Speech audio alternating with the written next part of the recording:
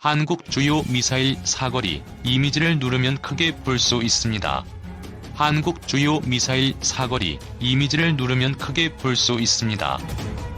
청와대는 지난 29일 브리핑에서 문재인 대통령이 한미 미사일 지침 개정과 관련해 완전한 미사일 주권 확보를 위해 계속 노력을 해나가자고 당부했다는 사실을 전했다. 대통령이 언급한 완전한 미사일 주권이란 현재 800km로 묶인 탄도미사일 사거리를 풀겠다는 의미로 해석된다. 김현종 국가안보실 2차장도 전날인 28일 사거리 제한 문제도 인 듀타임에 해결될 것이라고 말해 이 문제와 관련해서 한미 사이에 상당한 의견 조정이 이루어졌음을 암시했다. 의문은 미국이 왜 이 시점에 아무런 반대급부 없이 오랫동안 제한해온 한국의 탄도미사일 사거리 제한을 푸는데 유연한 입장을 보이는가 하는 점이다. 미국은 1979년 처음 지침을 만들며 한국이 지나친 미사일 역량을 갖는 것을 제한해왔다. 2000년대 들어 북한의 핵미사일 위협이 커진 뒤에도 지난 3차례 개정을 통해 탄도 중량 제한 없이 대구 등 중부 이남에서 북한 전역을 타격할 수 있는 거리인 최대 800km라는 상한을 지켜왔다. 그럼에도 사거리를 늘리게 되면 그 목적은 북한을 넘어선 그 밖의 위협이 된다. 이와 관련해 현재 미중은 미국 중거리 탄도미사일의 동아시아 배치를 둘러싸고 치열한 대립을 이어가는 중이다. 미국은 1987년 12월 옛소련과 사거리 500에서 5500km에 이르는 중단거리 탄도 순항 미사일의 생산, 실험, 배치를 전면 금지하는 중거리 핵전력 조약에 서명했다. 그 사이 중국은 2000여 발에 이르는 다양한 사거리의 미사일을 만들어 인도, 태평양 지역의 미군 전진기지인 평택, 가데나, 요코스카, 앤더선 등을 타격할 수 있는 역량을 확보했다.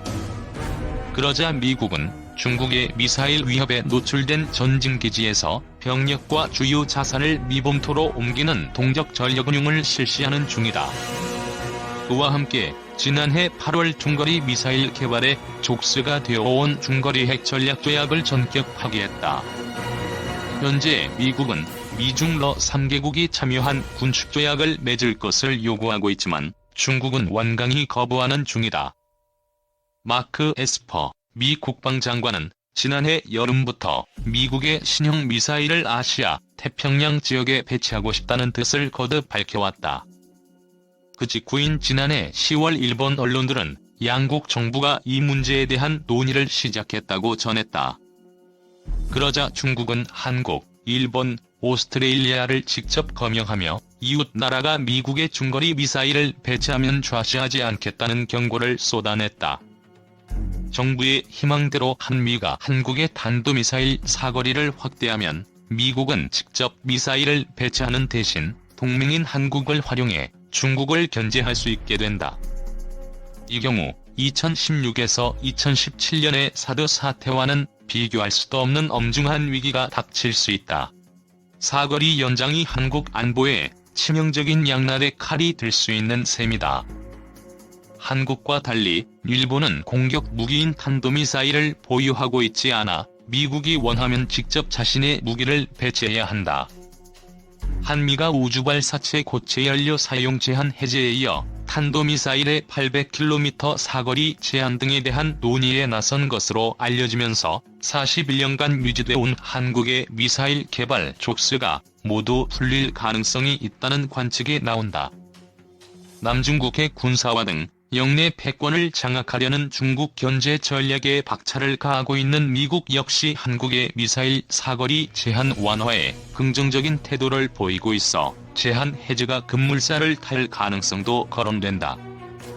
강민석 청와대 대변인은 29일 브리핑에서 문재인 대통령은 미사일 개정과 관련해 고체 연료 사용 제한 해제는 우주산업을 미래산업으로 발전시킬 좋은 계기라고 평가했다며 대통령은 앞으로도 완전한 미사일 주권을 확보하기 위한 노력을 계속해 나가자고 말했다고 밝혔다. 미사일 주권을 언급하면서 한미 미사일 지침에 남아있는 제한을 모두 푸는 것을 목표로 하겠다는 방침을 분명히 한 것. 김현종 국가안보실 2차장은 전날 미사일 지침 개정에 대해 브리핑하며 만약 안보상 필요하다면 800km 사거리 제한 문제도 언제든지 미국 측과 협의가 가능하다고 밝힌 바 있다.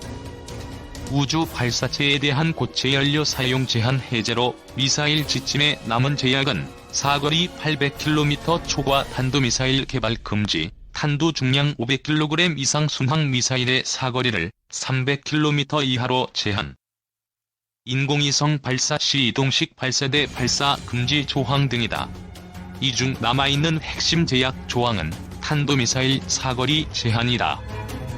군은 국내 어디서든 북한 전역을 사정권에 두는 미사일 전력을 갖추기 위해선 사거리 1000km 이상의 탄도미사일 개발이 필요하다고 보고 있다.